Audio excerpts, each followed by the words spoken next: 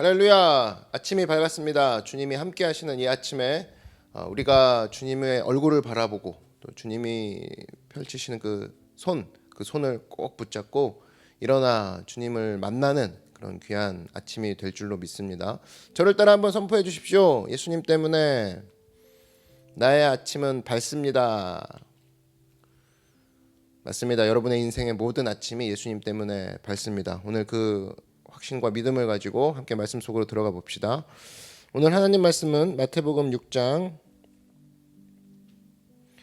9절에서 12절 말씀입니다. 마태복음 6장 9절에서 12절 말씀 다 같이 한 목소리로 합독하겠습니다.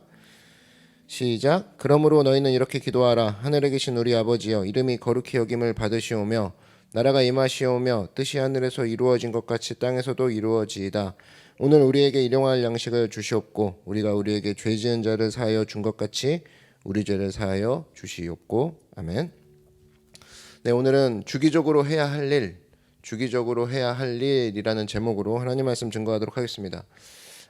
우리가 주기도문을 살펴보고 있죠. 그래서 맨 처음에 관계의 힘, 이것을 가지고 기도해라. 기도 레슨 1강이었습니다. 하늘에 계신 우리 아버지여, 아버지라는 관계를 붙잡고 기도하라고 했고, 나라 임하옵시며 이렇게 배웠죠. 나라 임하옵시며, 즉 나를 다스려 주시옵소서.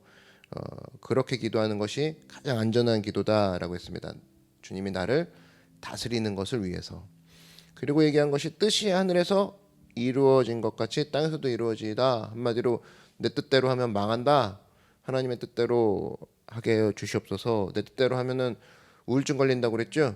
안 됐을 때 우울증이 터져서 폭력적이 되고, 그래서 기도를 할 때 폭력적이지 않게 하여 주시옵소서. 이 기도보다 사실은 중요한 거는 내 뜻대로 안 돼도 된다. 하나님 뜻으로 이루어지면 되는 거 아닌가? 그 기도가 꼭 있어야 된다 살펴봤습니다. 오늘 이 주기도문 본문을 보면은 주기적으로 우리가 무엇을 해야 될지, 주기적으로 해야 될 일이 무엇인가, 이것을 보여주는 게 오늘 본문에 나와요. 그것을 우리 하나 붙잡도록 하겠습니다. 반드시 해야 될 일이 있다라는 거예요. 거의 매일같이 아니면 2, 3일 한 번씩이라도 주기적으로 해야 될 일이 반드시 있다. 그게 뭐냐? 죄사함이라는 겁니다. 죄사함. 우리나라 최고령 목사님으로 계시다가 2014년도에 돌아가신 분이 계세요. 1910년에 태어나신 분인데 방지일 목사님이라고 계십니다. 방지일. 요 앞에 영등포 교회 있거든요. 거기 담임으로도 오래 계셨고 중국 선교사로도 오래 갔다 오셨는데 1910년도에 태어나셨어요. 그러니까 104세까지 사역하시다 가셨는데 경술 국칠 때 태어나신 거거든요. 그러니까 굉장히 오래된 역사죠. 우리나라 그 기독교 역사인 거예요, 그분이. 근데 굉장히 강건하셨습니다. 100세 때도 설교하시고 큰 행사에 나오셔서 말씀 전해주시고, 그때 이제 기억나는 그 인터뷰가 있어요. 어떤 기자가 물었어요. 이 방지일 목사님, 그때가 100세 때였어요. 100세 되신 우리나라 목사님에게 기독교 신앙의 핵심은 뭡니까? 물었더니 한마디 하시더라고요. 기독교의 핵심은 죄사함입니다. 죄사함. 핵심이죠. 그래서 여러분, 하나님 나라에는 죄가 없어요. 왜죠? 그 죄를 안고는 그 나라를 들어갈 수 없으니까. 그래서 죄로 얼룩진 사람들은 예수 그리스도를 통해서 씻음을 받아야지만 천국에 들어갈 수 있다. 저는 이분의 이 말씀이 기독교 복음에 대한 명확한 요약이라고 생각합니다. 죄사함, 기독교의 핵심이죠. 죄사함은. 기독교의 독특성이 여러분 뭡니까? 보통 종교다원주의라고 하죠. 그래서 종교다원주의에 주장하는 내용은 기독교 말고도 구원은 많다라는 거예요. 하나님께서 다른 방식으로도 은혜를 부어주셨다. 그래서 구원에 대해서 폭넓게 생각하는 접근들이 종교다원주의인데, 내용을 이렇게 들어보면 다른 건 다 좋아요. 예를 들면 그 민족마다 문화가 있기 때문에 문화적으로 눈높이에 맞춰서 접근해야 된다. 뭐 이런 내용은 뭐 좋아요. 그러나 절대로 받아들일 수 없는 한 가지가 있죠.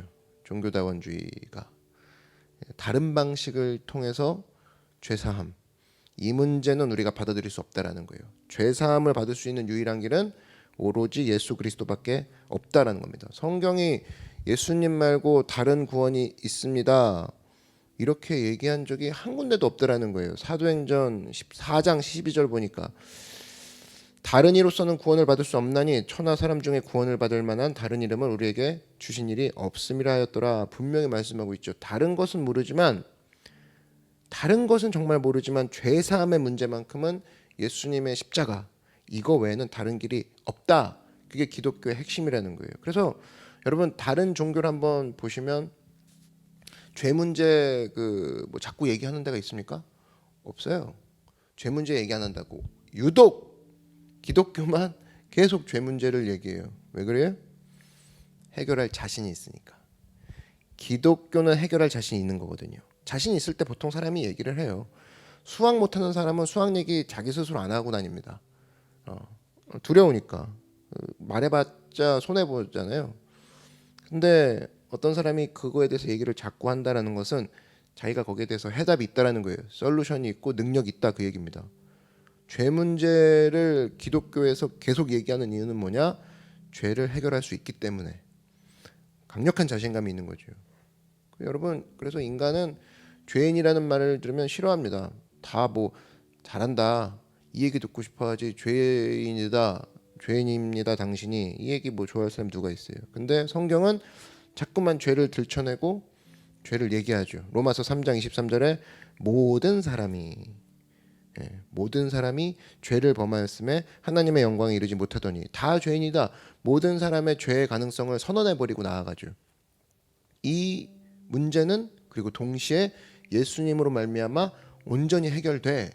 이거를 같이 얘기하고 있다는 겁니다. 그래서 오늘 본문 얘기가 이 기도 얘기인 거죠. 우리가 우리에게 죄 지은 자를 사하여 준 것 같이 우리 죄를 사하여 주셨고. 그래서 내가 기도할 때마다 해야 되는 게 뭔지를 보여주고 있는 거죠. 십자가 앞에 나아가 내 죄를 처리하고 내 죄를 사해 주십시오. 나의 죄를 회개합니다. 이 모습이 반드시 있어야 된다는 거예요. 주기적으로 해야 된다는 겁니다. 그러면 이제 어떻게 회개해야 될 것인가? 여러분 성령이 사람에게 임하시면 나타나는 특징이 있는데 성령은 우리에게 빛을 비춰주신다고 했죠. 조명 사역을 해주신다고. 빛을 쫙 비춰줘요. 여러분 인식론이라는 게 세상에서는 두 가지를 얘기하죠. 이성론이 있고 경험론이 있어요. 근데 기독교의 인식론은 그런 게 아닙니다. 기독교의 인식론은 계시지요. 계시예요. 달라요. 하나님이 보여주시는 것만큼만 깨닫는다가 기독교의 인식론이에요. 하나님이 빛을 비춰주시는 것만큼만 깨닫는 거예요. 세상이 말하는 이성론과 경험론, 내가 추리를 해서 맞는 것만 인식하겠다. 아니면 내가 경험한 것만 인식하겠다는데 기독교는 하나님이 비춰주신 것을 인식한다. 그게 기독교의 인식론이거든요. 근데 이 빛을 비춰준다라고 했을 때 우리가 보통 빛을 비춰주시는 하나님 막 찬양하잖아요. 근데 우리에게 길을 비춰주시는 분이기도 하지만 동시에 비춰주시는 게 바로 뭐냐? 죄를 비춰주시기도 한다고. 죄를. 그래서 요한복음 16장 8절 보니까 그가 와서 죄에 대하여 의에 대하여 심판에 대하여 세상을 책망하시리라. 성령이 하시는 일이 나오죠. 첫 번째가 뭐예요? 죄에 대하여. 죄에 대해 비춰주신다라는 거예요. 죄를 인식할 수 있도록 죄를 보여주신다는 겁니다. 그러니까 회개로 이어진다라는 거예요. 그러니까 내가 회개할 수 있다라는 것 자체는 무슨 의미냐면 내 안에 성령님이 와 계시다는 소리예요. 성령님이 빛을 쫙 비춰줬을 때 그동안 안 보이던 죄가 내 눈앞에 보여서 보이니까 회개를 하죠. 거기서부터 이제 터져 나오는 고백들이 회개로 이어진다라는 겁니다. 그래서 사도 바울의 일대기를 보면 우리가 보통 많이 이 고백의 흐름들 여러 번 들어보셨죠? 자기 자신에 대해서 고백하는 내용이 3번이 나오는데 사역의 초창기, 사역의 중반, 그 사역의 마지막 목회서신 쓸 때 이때 그 자기 자신에 대해서 묘사하는 장면이 나와요. 사역의 초창기는 사도 바울은 고린도전서 그때 쓸 때가 막 이제 사역 본격적으로 시작할 때였어요. 그때 15장 9절 보니까 믿음으로 그들의 마음을 깨끗이 하사 그들이나 우리나 차별하지 아니하셨느니라 쭉 나오면서 이런 표현이 나옵니다. 사도는 사도인데 자기가 이제 그 나는 작은 자라 이런 표현을 해요. 그러니까 처음에 그 고린도전서 시작하면서 사도 바울이 저는 참 제자 중에서 사도 중에서 참 작은 자입니다 이런 얘기를 해요. 그러다 중반기로 넘어오면서 에베소서 3장 8절 같은 데 보니까 모든 성도 중에 지극히 작은 자보다 더 작은 나에게 이 은혜를 주신 것은 측량할 수 없는 그리스도의 풍성함을 이방인에게 전하게 하시고 이젠 사도도 아니고 사도 중에 작은 자다 이 얘기에서 나는 성도 중에 작은 자입니다. 사도도 아니고 성도로 내려왔어요. 그러다가 말년에 디모데전서 1장 15절에 mit보다 모든 사람이 받을 만한 이 말이요 그리스도 예수께서 죄인을 구원하시려고 세상에 임하셨다 하였도다 죄인 중에 내가 괴순이라. 이제는 뭐 사도도 아니고 성도도 아니고 자기 괴수래요. 목회서신 쓸 때였는데. 그럼 무슨 얘기입니까? 사도 바울은 예수님 믿고 나서 점점 더 악해졌다 그 얘기예요? 그게 아니죠. 하나님의 성령의 인도하심을 더욱더 받으면 받을수록 뭐가 보이는 거예요? 작은 죄까지도 비춰지더라 그 얘기예요. 그래서 처음에는 큰 것들만 회개했던 사역 초창기, 근데 사역 중반으로 넘어가면 작은 것들이 보이기 시작하고 사역의 그 말년에는 이제껏 지었던 모든 죄가 다 비춰지는, 왜? 그 안에 성령이 가득 임했으니까. 그런 거죠. 그래서 참회록은 누가 쓴다고 해요? 성자가 쓴다고 하죠. 자기 죄를 철저히 바라보고 죄에 대해서 전체적으로 설명할 수 있는 사람. 그게 가능한 이유는 그 안에 성령님이 가득한 상태. 그렇기 때문에 철저히 회개할 수 있다는 겁니다. 그래서 여러분 하나님의 성령께서 임하게 되면 자꾸 보여요. 나의 죄가 보이고 큰 죄만 보이다가 하나님의 성령이 임하면 임할수록 중간죄 보이고 작은 죄까지도 보여요. 그 다음에 나의 연약함도 보이고 나의 욕심도 보이다가 이웃이 보이기 시작하고 그 다음에 하나님의 나라가 보이고 하나님 영광이 보여요. 그러니까 성령 임하시면 자꾸 보여지는 거죠. 그분이 비추는 사역을 하니까. 그래서 기독교는 회개하자, 회개하자 슬로건의 종교가 아니에요. 그런 게 아니라니까요. 기독교는 성령께서 보여주시는 대로 이끌려 가는 거. 그게 기독교예요. 길도 보여주시지만 사실은 우리의 죄악도 보여주셔서 우리가 회개하게끔 하는 거. 하나님의 성령을 의지해서 우리가 죄 문제를 철저히 해결할 수 있는 믿음의 종이 되기를 주의 이름으로 축원합니다. 여러분 쓰레기 없는 집이 없다 그랬죠? 그렇죠. 쓰레기 없는 집이 어디 있어요? 다 있어요. 그러나 깨끗한 집과 더러운 집의 특징이 뭐냐? 깨끗한 집은 쓰레기는 쓰레기통에, 그리고 더러운 집은 쓰레기가 침실에도 있고 거실에도 있고 소파에도 있어요. 그 차이죠. 지금도 보면은 영혼에 쓰레기가 있어요. 내가 죄악이 있어요. 그러면 이 죄악들을 자기가 예수 그리스도의 십자가 앞에 딱 가가지고 해결하지 못하고 이리저리 다 두는 사람 있죠. 더러운 성도입니다. 더러운 교회고. 우리는 빨리 죄라는 게 있으면 십자가라는 쓰레기통에 넣어 버려야 돼요. 그래서 거기서 빨리빨리 깨끗하게 해버려야 된다고. 그랬을 때 언제나 깨끗해질 수 있다라는 겁니다. 그래서 여러분 오늘 한 가지예요. 주기적으로 해야 될 게 있다. 집 청소하죠. 집 청소 잘하죠.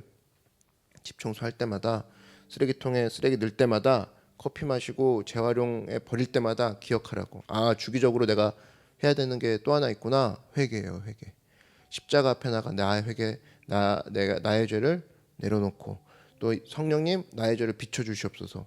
이걸 주기적으로 하지 않으면 내 영혼이 금방 더러워지는구나 기억하고 오늘 이 아침에 하나님 십자가 앞에 나가 나의 모든 죄를 주님 앞에 내려놓습니다. 성령님 내 안에 오셔서 비춰 주시옵소서. 그래서 쓱 지나가는 것이 아니라 꼼꼼히 다 보여주셔서 주님 앞에 온전히 설 수 있는 하나님의 자녀들이 되게 해달라고 우리 성령님께 구하고 십자가 앞에 나아가 회개하는 여러분 되길 주의 이름으로 축원합니다. 다 같이 고개 숙여 기도드리겠습니다. 사랑해 주님 감사합니다. 성령님 오셔서 내 안을 밝게 비춰주시고 우리의 길을 비춰주시는 것과 같이 우리의 죄를 비춰주셔서 주님 앞에 날마다 주기적으로 회개하고 깨끗함을 얻어서 십자가 앞에 나가 정결케 되어서 주님 앞에 쓰임받고 주님 앞에 나아갈 때 온전함으로 나아가는 예수님의 제자들, 예수님의 자녀들이 되게 하여 주시옵소서. 예수님의 이름으로 기도드렸습니다. 아멘. 오늘도 우리의 모든 기도 제목 가운데 성령님이 오셔서 비춰주실 겁니다. 길을 보여주시고 우리가 잘못했던 걸 보여주실 거예요. 그때 우리가 마다하지 않고 두 손 높이 들고 나아가 예수님의 십자가 앞에서 회복되고 응답받는 여러분 되기를 바랍니다. 우리 주님의 이름 한번 부르고 다 같이 기도하겠습니다. 주여, 사랑의 주님 감사합니다. 하나님, 성령께서 이 시간 오셔서 우리의 길을